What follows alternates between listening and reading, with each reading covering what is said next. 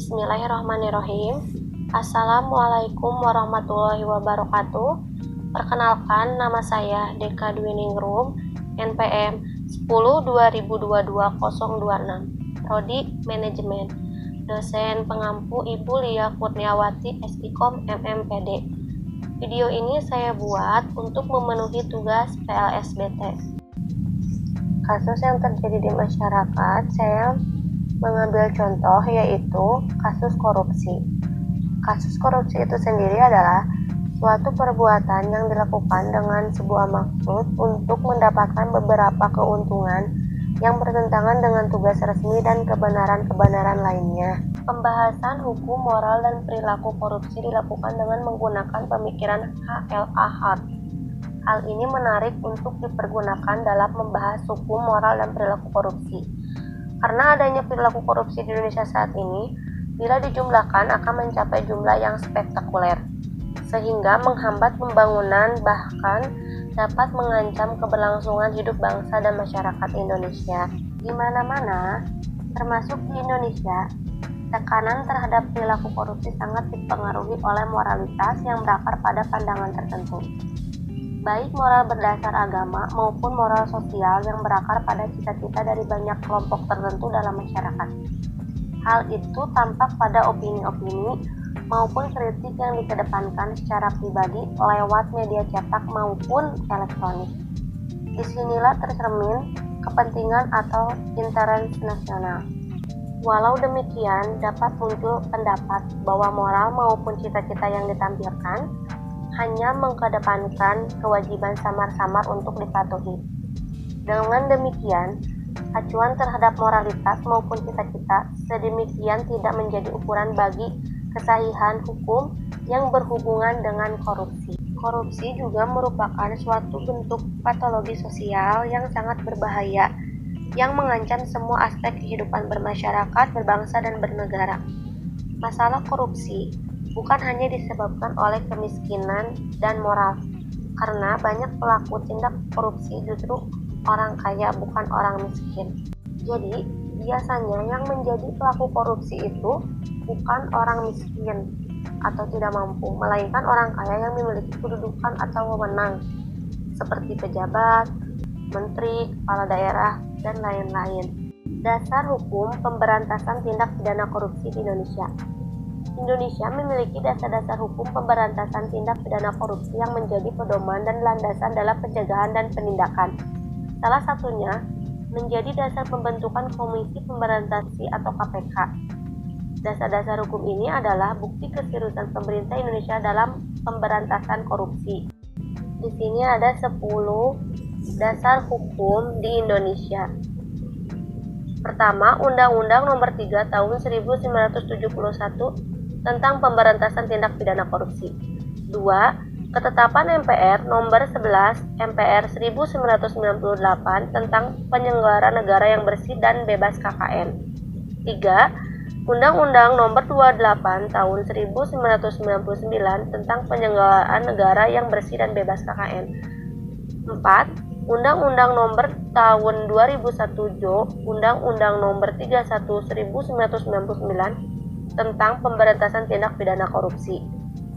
5. Peraturan Pemerintah Nomor 71 Tahun 2000 tentang tata cara pelaksanaan peran serta masyarakat dan pemberian penghargaan dalam pencegahan dan pemberantasan tindak pidana korupsi. 6. Undang-Undang Nomor 30 Tahun 2002 tentang Komisi Pemberantasan Tindak Pidana Korupsi. 7.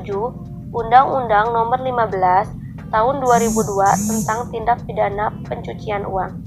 8. Peraturan Presiden Nomor 54 Tahun 2018 tentang Strategi Nasional Pencegahan Korupsi. 9. Peraturan Presiden Nomor 102 2020 tentang pelaksanaan supervisi pemberantasan tindak pidana korupsi. 10. Permenristekdiksi Nomor 33 Tahun 2019 tentang kewajiban penyelenggaraan pendidikan anti korupsi di perguruan tinggi. Korupsi dalam perspektif sosiologi hukum. Runtuhnya rezim pemerintahan Orde Baru yang dianggap sebagai biang korupsi di Indonesia ternyata tidak lantas menjadikan negara ini bebas dari kasus korupsi yang merugikan negara.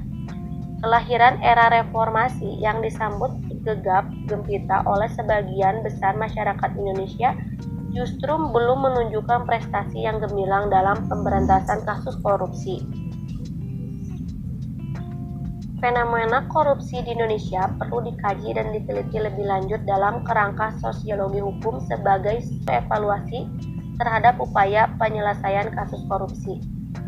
Penelitian ini menggunakan studi pustaka, perspektif struktural, fungsionalisme memandang bahwa menjamurnya praktek korupsi di Indonesia merupakan tanda disfungsinya hukum untuk dalam menciptakan tujuannya, yakni mewujudkan kepatuhan hukum dan keteraturan di masyarakat.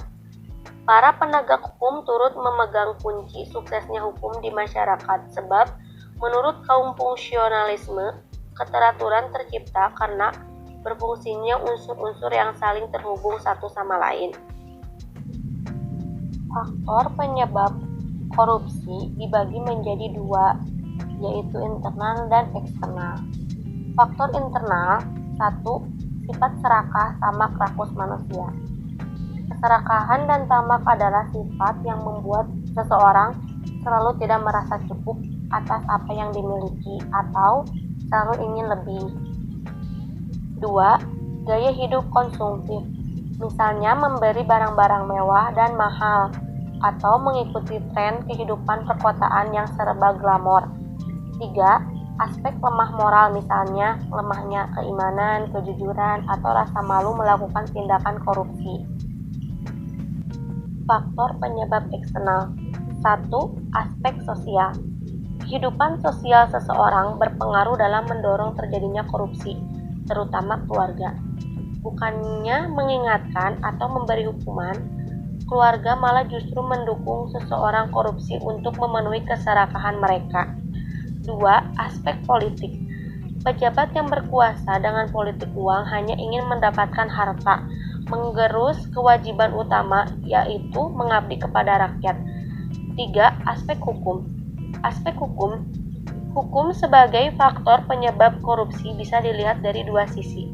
Sisi perundang-undangan dan lemahnya penegakan hukum. Koruptor akan mencari celah di perundang-undangan untuk bisa melakukan aksinya.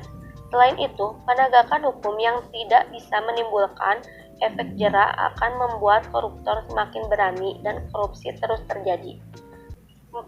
Aspek ekonomi. Ini bisa terjadi karena tingkat pendapatan atau gaji yang tak cukup untuk memenuhi kebutuhan. 5. Aspek organisasi.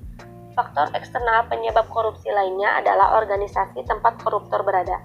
Biasanya, organisasi ini memberi andil terjadinya korupsi karena membuka peluang atau kesempatan. Teori lainnya soal penyebab korupsi disampaikan oleh peneliti Donald R. Chersey yang dikenal sebagai teori Brown Triangle atau TFT. Teori ini muncul setelah Chersey mewawancarai 250 orang terpidana kasus korupsi dalam waktu 5 bulan. Faktor penyebab korupsinya yaitu tekanan, adanya kesempatan, dan rasionalisasi.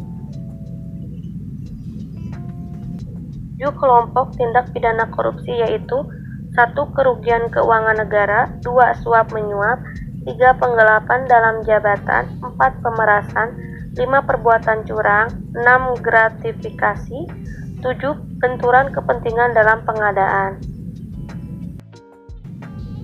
Dapat disimpulkan bahwa tindak pidana korupsi merupakan suatu perbuatan yang bertentangan dengan moral dan melawan hukum, yang bertujuan menguntungkan atau memperkaya diri sendiri. Demikian mengenai kasus korupsi. Kurang dan lebihnya mohon maaf. Terima kasih atas perhatiannya. Wassalamualaikum warahmatullahi wabarakatuh.